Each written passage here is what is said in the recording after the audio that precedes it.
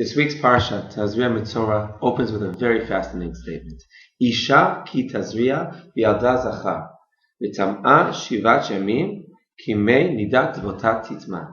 That if a woman gives birth to a baby boy, she must sit for 7 days of impurity, and then b'yom hashmini yimol basar lolato, before the 8th day, when we have the brit, she can then become pure to the sense that she is able to resume relations with her husband. This, of course, assuming that she is clear from all bleeding post-birth, not recommended by your OB, but as far as the Torah is concerned, after 7 days, assuming that all is clear, she can already resume relations with her husband. However, 30 yom ו30 yamim תשב בדמי טהרה, וכל קודש לא תיקח ולמקדש לא תבוא עד מלאות ימי טהרה. Which means that for an additional 33 days, for a total of 40, she cannot go to the Beit HaMikdash, to the Holy Temple in Jerusalem, and she cannot touch anything that's holy, because it would defile that. And after these 40 days, the Torah will give a formula of sacrifices that she will bring in order to fully purify and completely resume and reintegrate into the spiritual society of the Jewish people. Now, that's for a boy. However, for a girl, if she gives birth to a baby girl, to a newborn girl, she has to sit for 2 weeks of impurity before she can then go to the mikvah and resume relations with her husband. And then, in addition, she has an additional 66 days before she can bring the purification sacrifices to the Holy Temple, for a total of 80 days. For a boy, we got 7 days to resume relations and 40 days in total to go to the Beit HaMikdash. For a girl, it's 2 weeks, 14 days to resume relations, and she's impure for a total of 80 days before she can then go to the Beit HaMikdash. The simple question is, and the Gemara asked the question as well, the Gemara Nida Daf Lamed Aleph Amud Bet, Umivnei Amra Torah Zachar L'Shiv'a V'Nekeva La'Abasa. Why is it that for a boy, it's only 7 days of impurity, and for a girl, it's double, Pishtayim, it's 14 days? In fact, what's interesting to know in the Hertz Chumash, it has a very interesting comment here. He says there is no satisfactory explanation why the period is doubled when a female child is born. It cannot be because a female was regarded as more defiling than a male, because we're saying that she's tamei, she's defiled, she's contaminated for double the period of time. It cannot be that a girl's birth is more defiling than a male, since the mother's purification was the same for either sex. In other words, the purification process is identical, and therefore it's just the time that's different. And the Hertz leaves it as a tzarech iyun. I don't know. I can't understand it. Now, the Gemara in Lamed Aleph does give an explanation that is difficult, and I think, especially in our days, to understand. The answer is given like this. And again, the question was why a boy for 7 and a baby girl for 14? Zachar shakol smechim bo mitcharetet l'shiva. Nekeva shakol atzuvim ba. Very powerful and hard to understand explanation. A girl that everyone's sad about, we mitcharetet la'abasar. Again, for a boy that everyone's happy that he was born, therefore she only feels regret after 7. What is she feeling regret for? As you know, a woman who gives birth has to bring a korban chatat, has to bring a sin offering.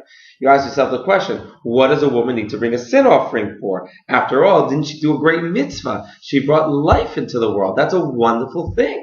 Why is she bringing a sin offering? Simple explanation is that when she's giving birth, or even sometimes when she's pregnant and going through morning sickness or whatever challenge she's having, she's often using language that she would normally completely never use, or she's saying, I'm never doing this again, this pain, this suffering, this craziness, that's it, I'm finished. And God gave us the beautiful ability to forget. Over time, we forget, and we're able to do it again. Why would a woman ever give birth to a second child after the harrowing experience of her first child? Because of God's gift of the ability to forget what was. But in the time, she means it. She says, absolutely, what did you do to me? I want nothing to do with this ever again. And you know what? She feels bad. What was I talking about? Look at this baby, this child, this wonderful being that I now have, that I brought to this world. And soon enough, she'll consider having another child. So what the Korban Chatat is for is to atone for those swears that she said, I'm never doing this again, or whatever else she said that she meant at the time, but really then feels bad about because it was only because of the experience, but not because she truly meant it, that she said these things. So therefore we bring a Korban Chatat, a sin offering, to absolve of all those statements. Now we say that because we're so thrilled and so happy that a boy was born, she already feels better and ready to bring those sacrifices and ready to resume relations with her husband, because she probably swore off relations with her husband. If this is what it makes me have to do, I'm not with you ever again. After 7 days, she's so happy with the baby boy, she's ready to resume relations right away. And with a girl, that everybody, I'll call atzuvimba, everybody's sad about it. That's a very hard thing to say, but they said because people are sad about having the girl, it takes her full 14 days, double the time, to actually feel bad about the statements that she said. Now, what's interesting that Rashi interprets it a little different. What does it mean? Everyone's happy about it. So Rashi interprets it a little different. He says, "Ochlim v'shotim b'suuda v'avi v'imo atzuvim she'asurim b'tashmish lo yachol liyot," which means as follows: that everyone's happy, which means everyone's celebrating the birth of the baby boy at the bris, at the brit milah, and they're drinking and eating and celebrating, and everyone's thrilled and happy, and rightly so. But the father and mother are sad. Why are they sad? Because they can't have sexual relations, because they can be intimate with each other, and it's such a joyous time. And certainly a joyous time like a brit milah, birth of a baby boy, they want to be able to share the intimate moment of a husband and wife to celebrate that beautiful time. And therefore, the Torah says, look, according to Rashi, it seems like what he's saying, he's kind of ignoring the side of the girl, everyone being sad about it. In other words, there's no big party, perhaps we're saying. Not that everybody's sad, but it would be 14 days for a boy as well. But because of the Brit Milah being on the 8th day, the Torah cut it short and said, okay, for a boy we'll have 7, so as not to cause pain to the husband and wife, to the mother and father, so that during the Brit. But with the girl, since there's no Brit, so they can wait the 14 days. That's one possible explanation. I want to offer a different explanation that I think can help make this make a lot of sense. But in order to do so, we have to go back and first look at what is the concept of tum'ah and tahara. What is the concept of purity and impurity? What does a mikveh do to remove purity and impurity? And how does it relate to giving birth? So let's start with that concept. We begin with tum'ah and tahara. What is tum'ah? Well, let's look at the highest level of tum'ah. The most significant level of tum'ah is tum'ah tamet. Tum'ah tamet is something that affects us very much spiritually. Because in general, we first ask, what is tum'ah tahara? What is purity and impurity? Spiritual contamination, spiritual purity. I understand dirty and clean. My hands got dirty. I washed them with soap and water. I'm clean. I feel the difference. I could sense, I could touch it. But tum'ah tahara is something that is intangible, something very difficult to pinpoint and understand exactly what we're talking about. So we go to tum'ah tamet and we look at, that's the highest form, that's the most powerful, most impactful form, that even mikvah is enough. You need the parah adumah, you need the red heifer, and the whole process to purify. And therefore, we look at it, it's an encounter with the deceased. Now, why is tum'ah tamet, the encountering a dead body, a dead human being, the highest form? Because this was a human being. So the living, breathing soul like you and I, who are talking and sharing and enjoying each other's company and having conversations and life, and suddenly that life departs them and is no longer there. The soul separated and you're left with the body. And first of all, I believe that nature abhors a vacuum, and where there was a holiness and that holiness separates, negative energy enters. But number 2, there's a psychological effect. Encountering a dead body is very difficult. It's very challenging. It hurts. It's painful to see someone who was alive and is no longer. In Israel here, we have a lot of the Chaver Kadisha, who does the funerals. The rabbi is less involved, which I think is a real shame in the States. where the rabbi is really involved in helping and supporting and developing the ceremony and really providing support for the family the way it should be.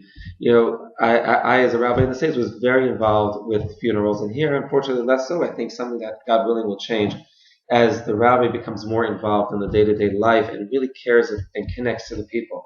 In the States, where I was doing many funerals, even if I didn't know the person, I would get to know him through his children, and I would end up giving a hesped, a eulogy that was very, very much in tune with who the person was, as if I knew him for 30 years. And my intention was to encapsulate his life and also help the people cry and grieve, because that's part of the mourning process.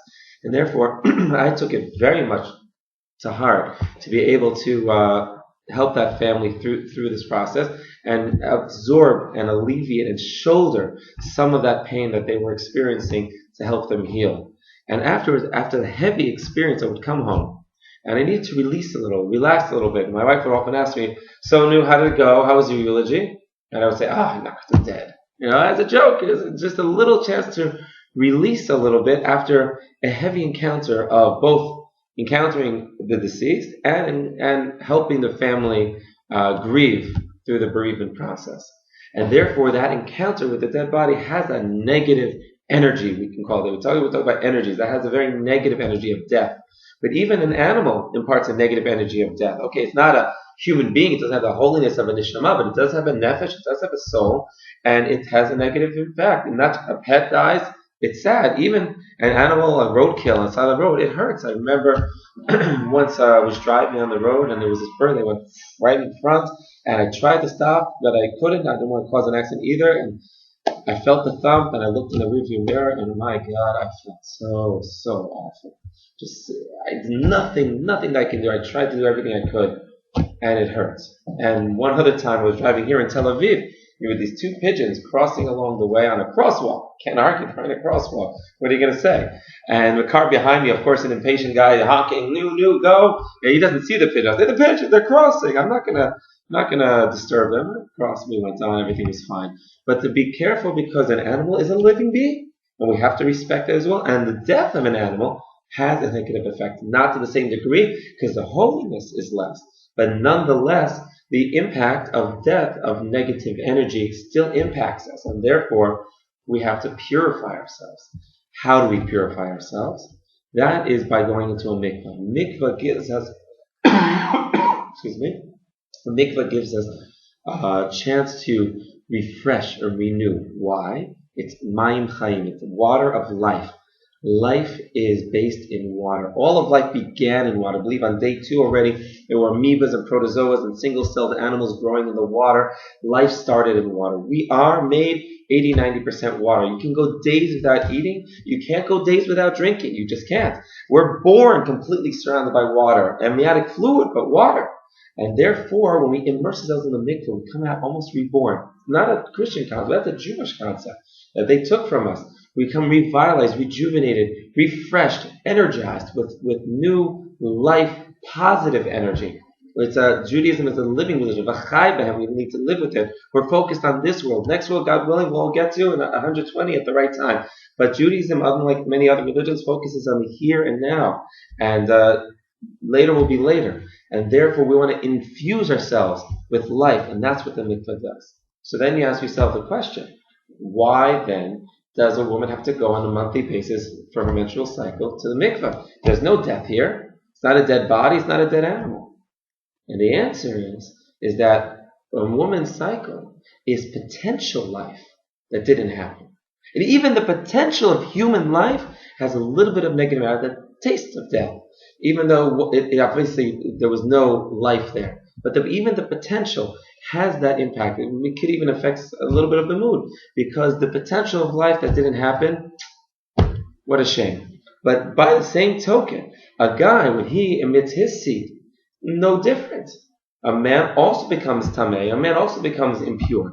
And if either of them want to go up to the Beit HaMikdash, up to Har Habayit, up to the Temple Mount, they both need to go to the mikvah. It's no different between man and woman. Just a functional difference with a separate law of a man and woman not being allowed to have relations with each other during a woman's need period. But that's separate from the fact that they become impure just the same, with man emitting his seed, that's potential life that didn't happen. A woman on a monthly basis, on a regular basis, emitting her seed, and it didn't happen.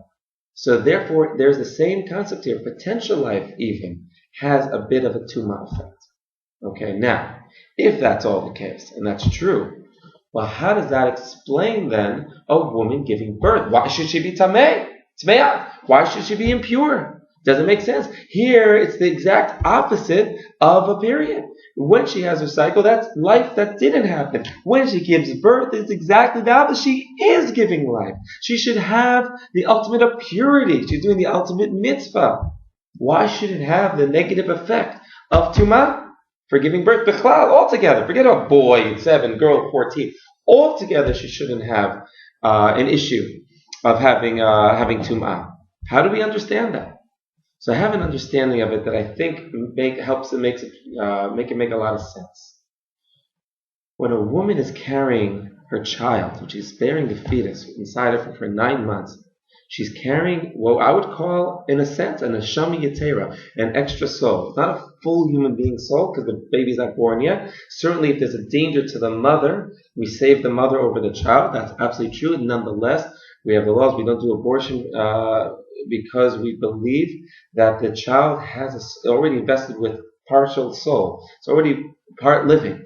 And therefore, we respect that fetus to the ultimate degree and realize that the mother is carrying an extra soul, even not a full soul, but a partial soul, throughout the 9 months.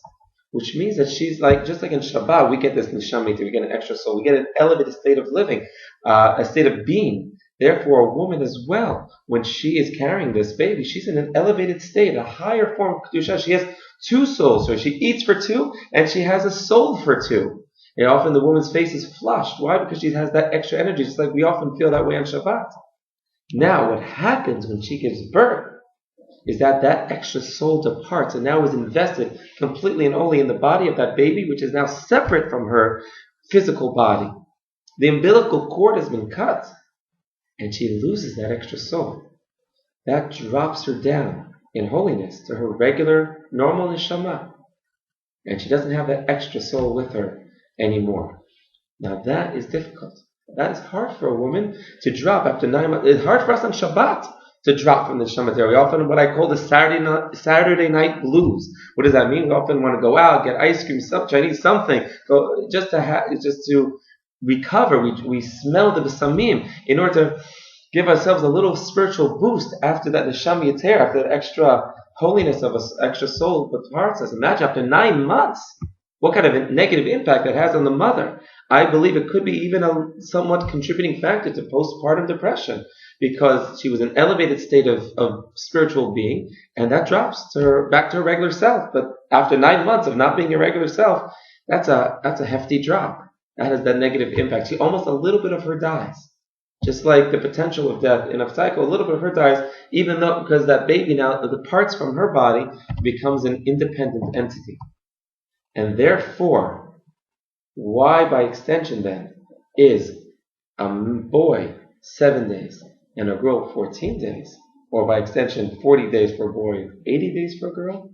Because I believe that the Torah indicates here that a woman's soul is more holy and more spiritual, and therefore the drop in holiness from pregnant to no longer pregnant is that much greater. And therefore, the negative impact on the woman's psyche is that much more significant. And therefore, it takes her a longer period to recover and be able to become pure again. For a boy, it's less of an impact. And therefore, the time she needs to sit in tumah, the time that she's negatively affected, is less by extension. How do I know this? Because we also know that the woman is the most perfect created. The last created is the most perfectly created. And therefore, the woman, Shasani Kirtsono, the one that God created her as He wanted, as the ideal being. And we see many, many other indications. I don't want to go into full depth right now. There's a full lecture on a woman's status and her concept of how God views the woman. in Judaism and in the Halakha.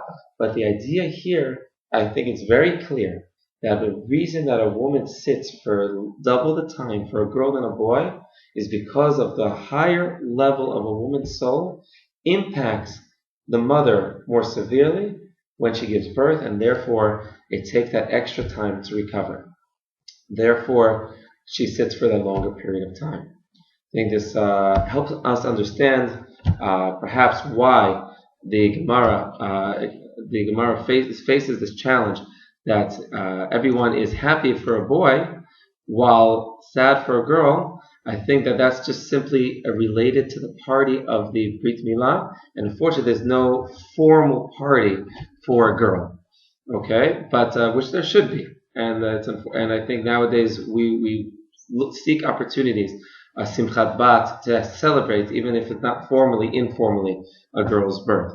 But nonetheless, the spiritual message, I think, is very clear. And as it is a blessing to have a boy, it is a blessing to have a girl, as we all know.